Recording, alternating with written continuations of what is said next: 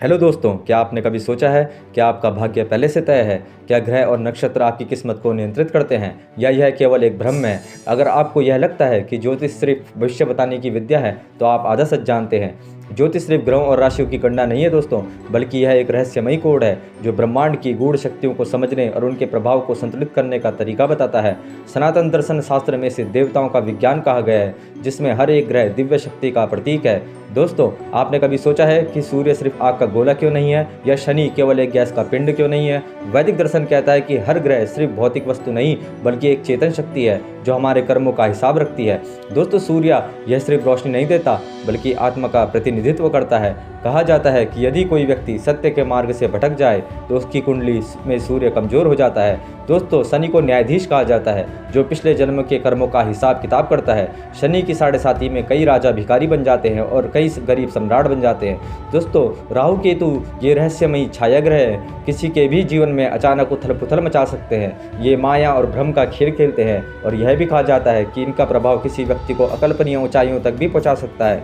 दोस्तों, कई रहस्यवादी कहते हैं कि ग्रह सिर्फ ऊर्जा नहीं बल्कि असली दिव्य शक्तियां हैं जो ब्रह्मांड में विभिन्न स्तरों पर शासन करती है। क्या आपने कभी यह महसूस किया कि किसी खास समय पर आकर आपका मन अनियंत्रित हो जाता है और आप अचानक आध्यात्मिक महसूस करने लगते हैं? यह ग्रहों का खेल ही है दोस्तों। क्या आपने कभी यह सोचा है कि क्यों कुछ चीज़ें आपके साथ बार बार घटती है? क्या यह सिर्फ संयोग है या इसके पीछे कोई अदृश्य शक्ति काम कर रही है? वैदिक ज्योतिष के अनुसार कालचक्र का एक ऐसी दिव्य घड़ी है जो प्रत्येक व्यक्ति के जीवन में सही समय पर सही घटनाएं लाती है। दोस्तों, सतयुग में देवताओं का युग जहां धर्म का 100% प्रभाव था, इस युग में ज्योतिषियों की शक्ति इतनी तीव्र थी कि वे हजारों वर्षों तक की भविष्यवाणी कर सकते थे। दोस्तों, जब त्रेता युग आया तब भगवान राम ने अवतार लिया। उस समय ग्रहों की स्थिति इतनी अद्भुत थी कि स्वयं ब्रह्मांड ने उनकी उपस्थिति को स्वीकार कर लिया।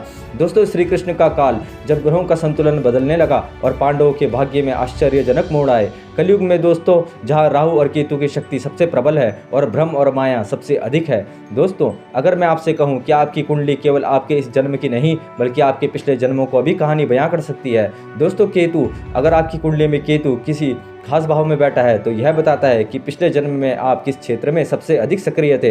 दोस्तों, शनि की दशा यह बताती है कि पिछले जन्म में किए गए कर्मों का भुगतान आपको इस जन्म में कैसे करना पड़ेगा। दोस्तों, राहु यह इंगित करता है कि इस जन्म में आप किस चीज़ की ओर खिंचाव महसूस करेंगे। अगर राहु 7वें भाव में है तो हो सकता है कि पिछले जन्म में आपकी कोई प्रेम कहानी अधूरी रह गई और इस जन्म में वह फिर से अनुभव मिले।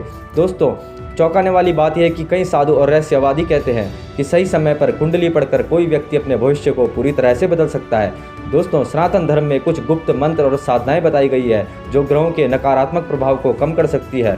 दोस्तों, अगर आपको वीडियो पसंद आई तो लाइक